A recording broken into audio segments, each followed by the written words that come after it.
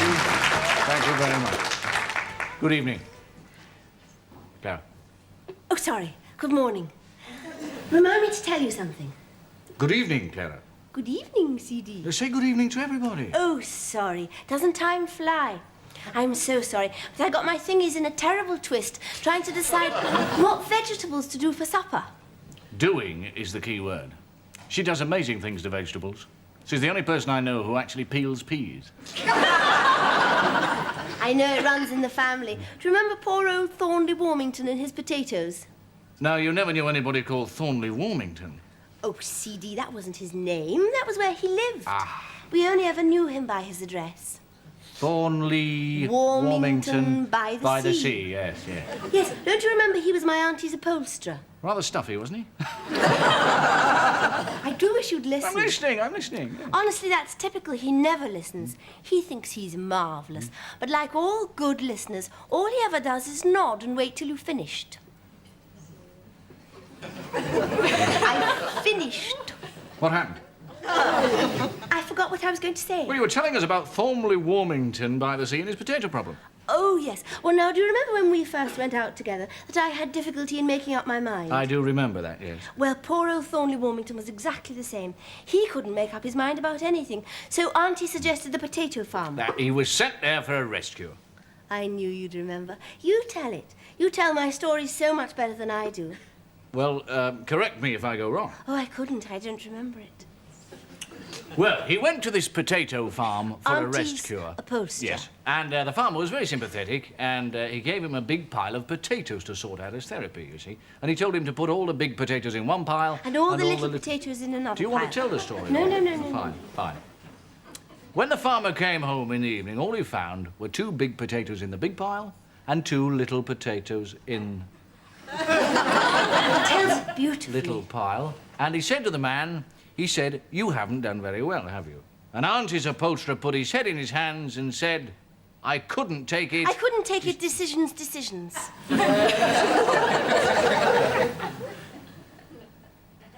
What on earth made you want me to tell that story?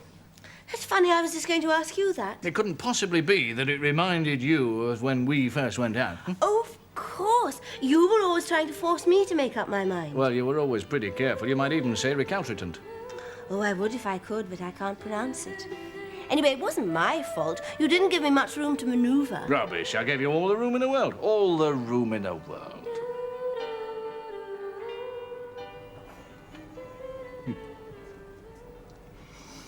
Well? What do you say? Honestly, we've only known each other a week and a half. What a terrible party. I should have told you it was going to be stag.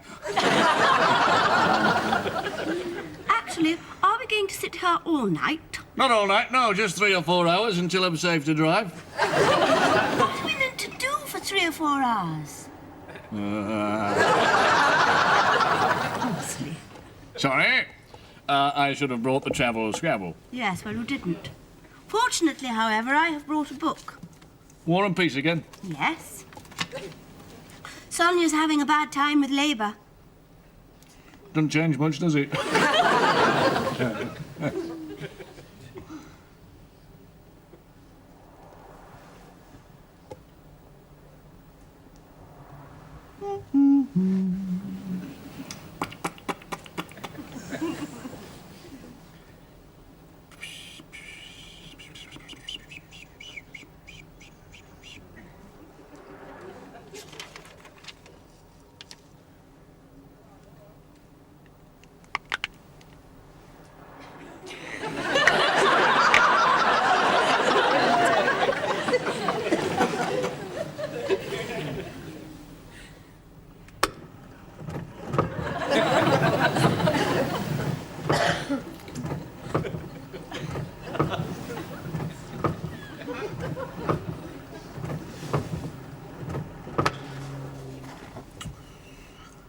You see, Tony and Ian and Bob, you know, the lads I share the flat with. Well, it's not really a flat, is it? More like a large wardrobe, really. Where was I? Oh, yes. Tony and Ian and Bob liked you, you know. They thought you were quite remarkable. Look,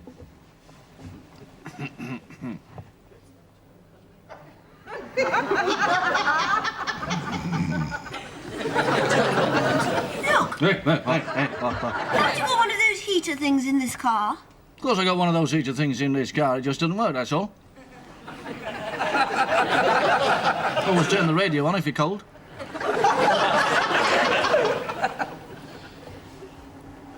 Anyone who ever dreamed could look at me and know I dream of you, knowing I love you so.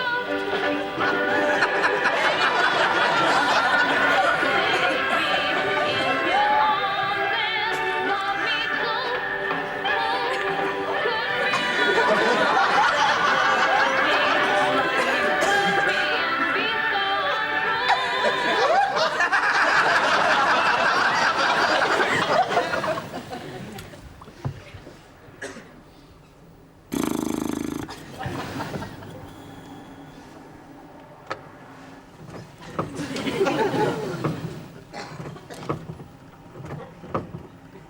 They never work when it's raining.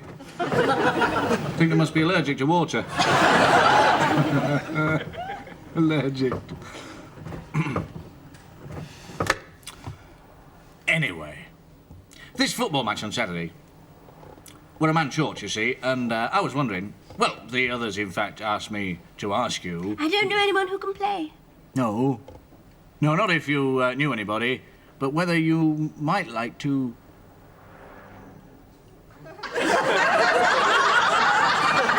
It'll be all right. It's only a friendly. Against Chiswick Police.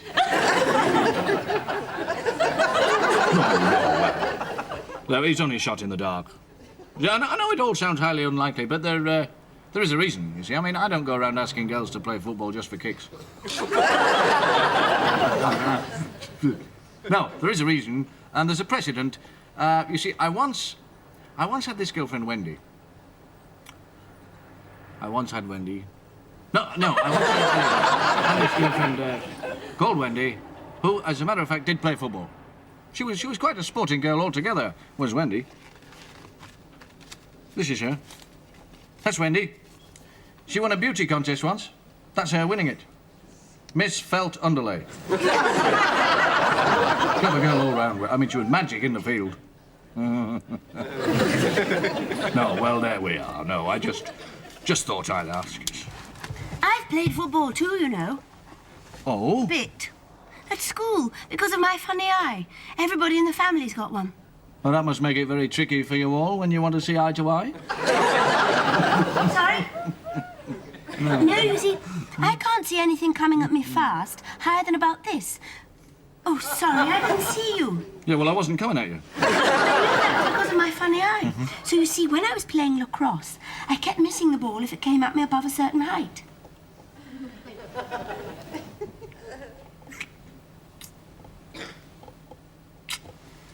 I've forgotten what I was going to say now. What are we talking about? Don't ask me, mine's not to reason why. Oh, I love that film. A relative of ours is in the original battle, which is quite a coincidence. There's no hanging about, is there? 1 minute lacrosse, next minute charge of the Light Brigade. Our relative was the one in the film who died falling from a white horse with a large drooping moustache. Actually, in real life, he was totally bald and choked to death in the theatre.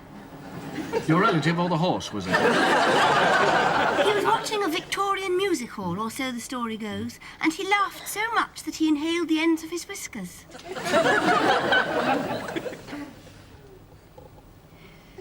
Do you think we could go home now? My knees are frightfully cold.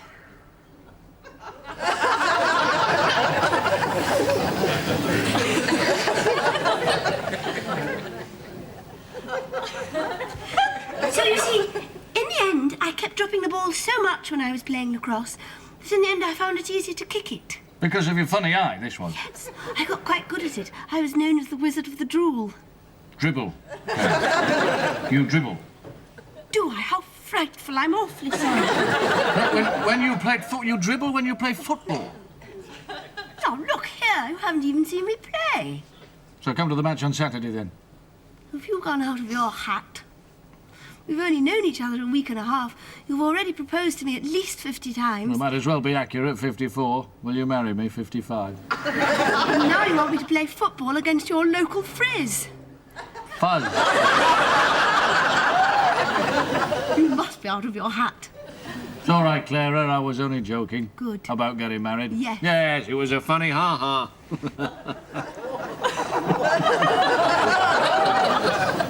Oh, I see. Oh, don't look like that. It was a joke. I mean, I was joking about getting married. Seriously, it was a joke. Oh, good. I love jokes.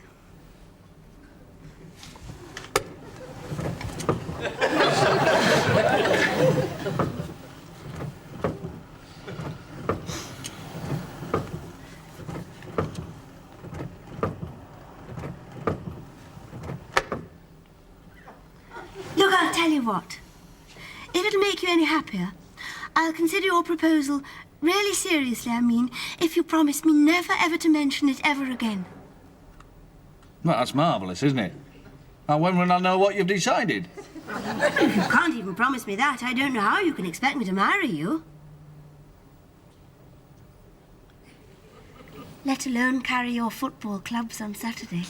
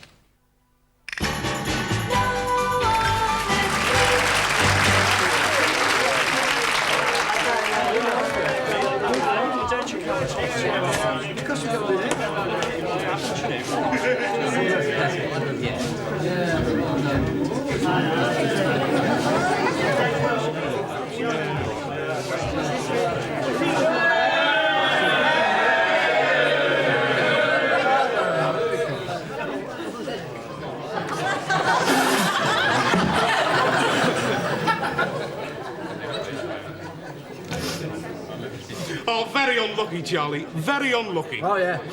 Come on, have a drink. Worst things happen at sea, you know. You don't say, Derek. What's your poison? Thank you very much. Vodka and arsenic. 2 light and bitters, Frank.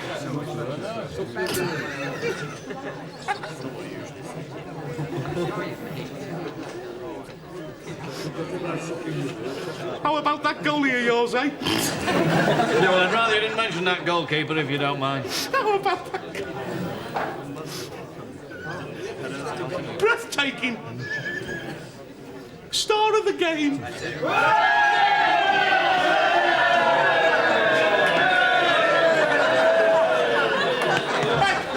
he is. There you are. Here I am. Is there anything the matter?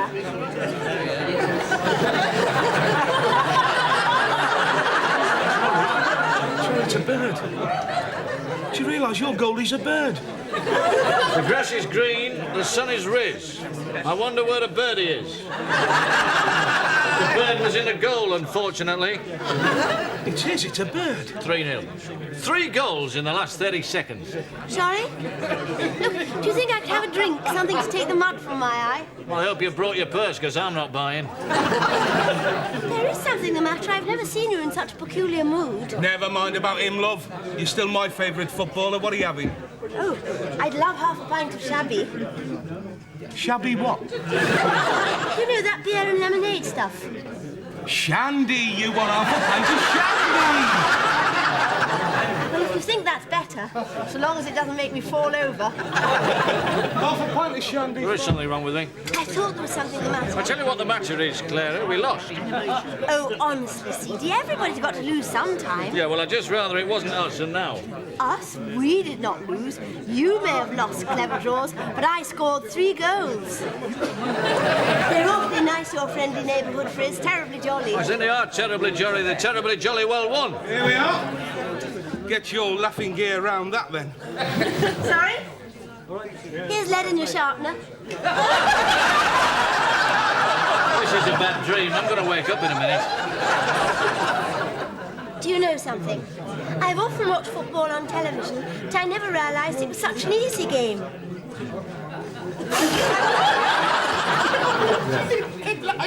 Thank you very much, Darren. Thank you.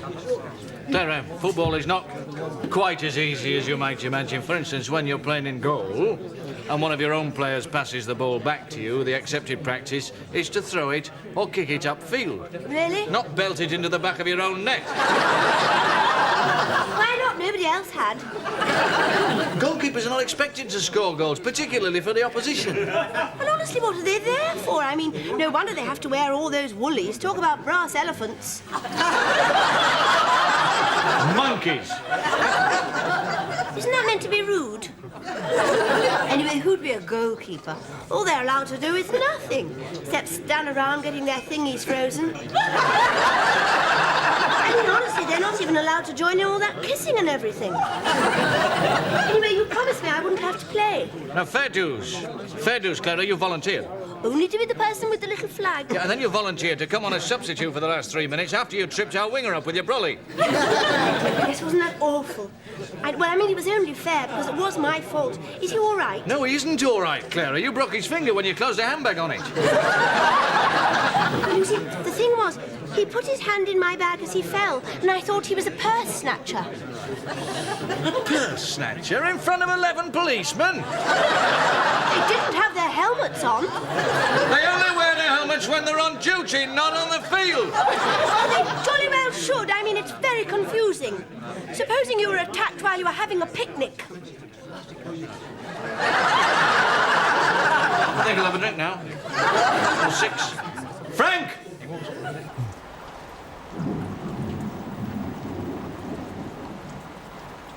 Anyone who had a heart, bum, bum, will look at me, bum, bum. I know that I love you, bum, bum, bum, bum. Honestly, does this mean we've got to sit here for another 24 hours while you sober down? Yes. And while we're on the subject, Claira, you sober up. I'm not the one who's apple pie-eyed. The best of life is but intoxication, particularly when you've just lost a bloody football. I thought you knew. I know you thought. And don't think I don't appreciate it, because I don't, you know, really. I know you thought today was a first-class opportunity. First class. To establish yourself with the boys. But I am here to tell you. I am here to tell you that in my humble opinion you went too bloody far. I thought they were terribly nice, all your team, very friendly. Certainly they were friendly. Very friendly, and they were certainly even more very friendly after you'd had a shower with them. But there was nothing wrong in that. I still had all my clothes on.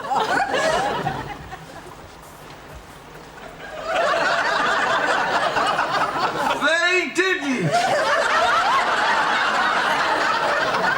I shall now drive you home. I mean, that was the whole point of the proceedings, wasn't it? I shall now drive you home. To get me established as one of the boys. Honestly, you pour beer down my neck. You make me play darts and football all over the place, but I don't mind. But I might just as well cut off all my hair and change my name to Jock. I do not want to marry and have children by a short-haired person called Jock.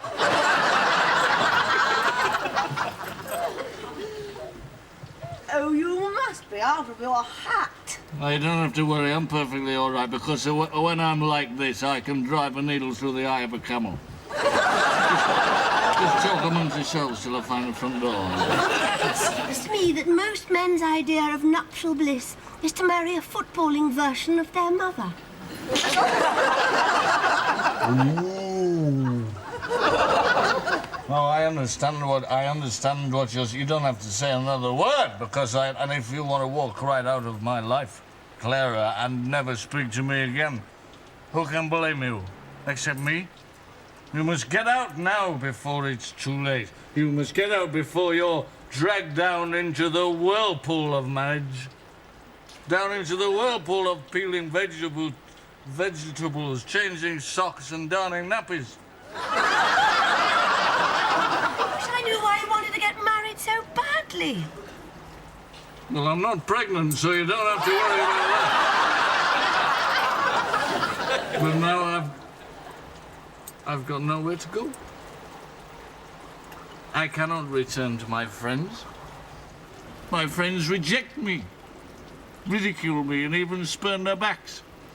After my abject performance today, I have become fair game of sporting man. The Gilbert of the locker room.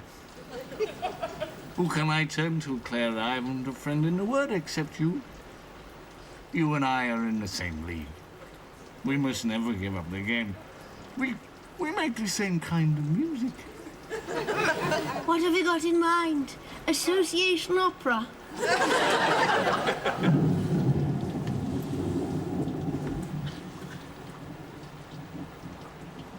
I love you, Clara!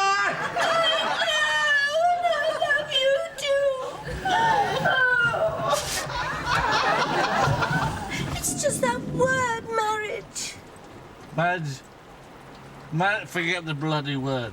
If it's the word marriage, forget it. Think of it as a business relationship. But I'm hopeless at business. The only way I'd ever be any good would be as a sleeping partner.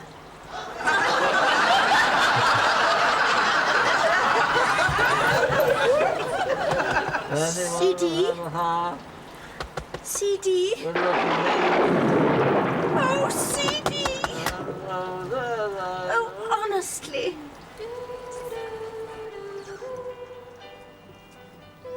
I should have said yes in the first place, just to get out of that damn car. I don't remember very much about that evening. I'm not surprised. Your nice police friend Derek had to drive us home. And you kept asking him to marry you. Why on earth did I do that? Because you were sitting on his knee. Surely not. He was frightfully drunk as well. And you were convinced that he was me, and he was convinced that you were his first wife, Marigold. I mean, he can't possibly have had his glasses on. Oh, he didn't. You threw them out of the car just outside Chipping Norton and told him he was even lovelier without them. Then you got out of the car, stood in the middle of the road and shouted, "Will somebody please marry me?" And that was the moment she said yes. It seemed the most sensible thing to do at the time.